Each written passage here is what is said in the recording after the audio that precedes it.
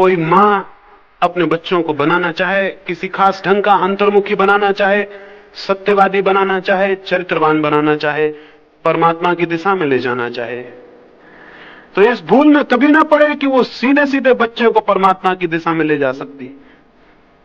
क्योंकि जब भी हम किसी व्यक्ति को किसी दिशा में ले जाने लगते हैं, उसका अहंकार, उस व्यक्ति का अहंकार, चाहे वो छोटा बच्चा ही क्यों ना हो, हमारे विरोध में खड़ा हो जाता।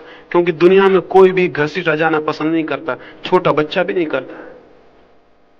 जब हम उसे ले जाने लगते हैं, कहीं और कुछ बनाने लगते हैं, तब उसके भीतर उसकी अहंता, उसका अहंकार, उसका अभिमान हमारे विरोध में खड़ा हो जाता। वो सख्ती से इस बात का विरोध करने लगता है, क्योंकि ये बात उसे आक्रामक, एग्रेसिव मालूम पड़ती। इसमें आक्रमण है और इस आक्रमण का वो विरोध करने लगता है। छोटा बच्चा है, जैसे उससे बनता है वो विरोध करता है। जिस जिस बात के लिए इंकार किया जाता है वही वही करने को उत्सुक होता है। जिस जिस बात से निषेध किया जाता है वही वही जाता है।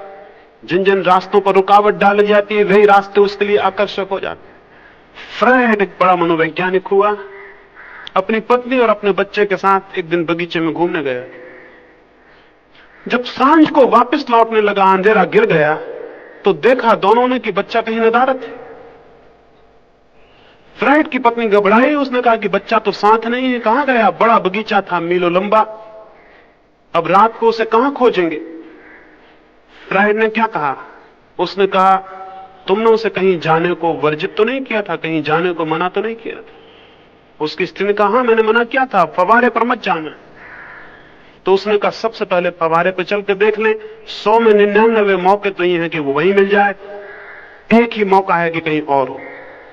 उसकी पत्नी चुप रही, जाकर देखा वो फवारे पर पैर लटकाए हुए बैठा हुआ था। उसकी पत्नी ने पूछा कि ये आपने कैसे जाना? उसने कही, तो सीधा गणित है। माँ बाप जिन बातों की तरफ जाने से रोकते हैं वे बातें आकर्षक हो जाती हैं। बच्चा उन बातों को जानने के लिए उत्सुकता से भर जाता है कि जाने। जिन बातों की तरफ माँ बाप ले जाना चाहते हैं, बच्चे की उत्सुकता समाप्त हो जाती है, उसका अहंकार जग जाता है, वो रुकावट डालता है, वो जाना नहीं चाहता।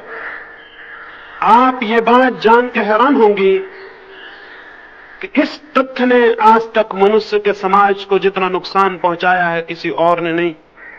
क्योंकि माँ बाप अच्छी बातों की तरफ ले जाना चाहते हैं, बच्चे का अहंकार अच्छी बातों के विरोध में हो जाता है। माँ बाप बुरी बातों से रोकते हैं, बच्चे की जिज्ञासा बुरी बातों की तरफ बढ़ जाती। माँ बाप इस भांति अपने ही हाथों अपने बच्चों के शत्रु सिद्ध होते। इसलिए शायद कभी आपको यह ख्याल ना आया हो कि बहुत अच्छे घरों में बहुत अच्छे बच्चे पैदा नहीं होते, कभी नहीं होते। बहुत बड़े बड़े लोगों के बच्चे तो बहुत निकम्मे साबित होते। गांधी जैसे बड़े व्यक्ति का एक लड़का शराब पिया, मांस खाया, धर्म परिवर्तित किया, आश्चर्यजनक है। क्या हुआ ये? गांधी ने बहुत कोशिश की उसको अच्छा बनाने की, वो कोशिश दुश्मन बन गई।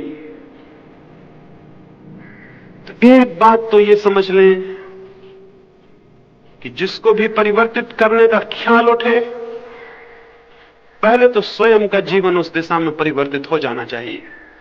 तो आपके जीवन की छाया, आपके जीवन का प्रभाव बहुत अनजान रूप से बच्चे को प्रभावित करता है।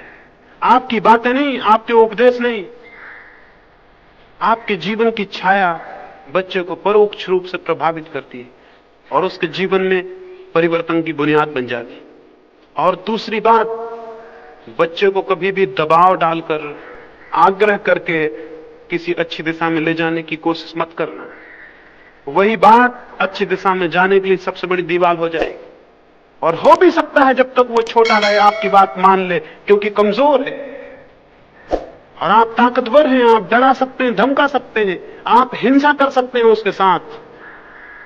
और ये मत सोचना कभी कि माँ बाप अपने बच्चों के साथ कैसे हिंसा करेंगे। माँ बाप ने इतनी हिंसा की है बच्चों के साथ जिसका कोई हिसाब नहीं है, दिखाई नहीं पड़ती।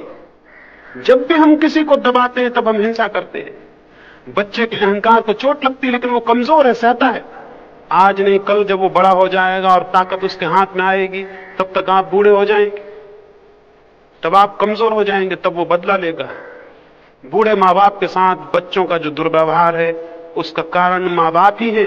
बचपन में उन्होंने बच्चों के साथ जो किया है बुढ़ापे में बच्चे उनके साथ करेंगे। इसलिए भूल के भी दबाव मत डालना, भूल के भी जबरदस्ती मत करना, भूल के भी हिंसा मत करना। बहुत प्रेम से, अपने जीवन के परिवर्तन से, बहुत शांति से, बहुत सरलता से बच्चों को सुझाना, आदेश मत देना। ये मत कहना कि ऐसा करो। जब भी कोई ऐसा कहता है ऐसा करो, तभी भीतर ये ध्वनि पैदा होती है सुनने वाले की कि नहीं करेंगे। ये बिल्कुल सहज है। उससे ये मत कहना ऐसा करो, उससे यही कहना कि मैंने ऐसा किया और आनंद पाया। अगर तुम्हें आनंद पाना हो तो इस दिशा में सोचना। उसे समझाना, उसे सुझाव देना, आदेश नहीं, उपदेश नहीं। उपदेश और आदेश बड़े खतरनाक सिद्ध होते हैं। उपदेश और आदेश बड़े अपमानजनक सिद्ध होते हैं। छोटे बच्चे का बहुत आदर करना, क्योंकि जिसका हम आदर करते हैं उसको ही केवल हम अपने हृदय के निकट ला पाते हैं।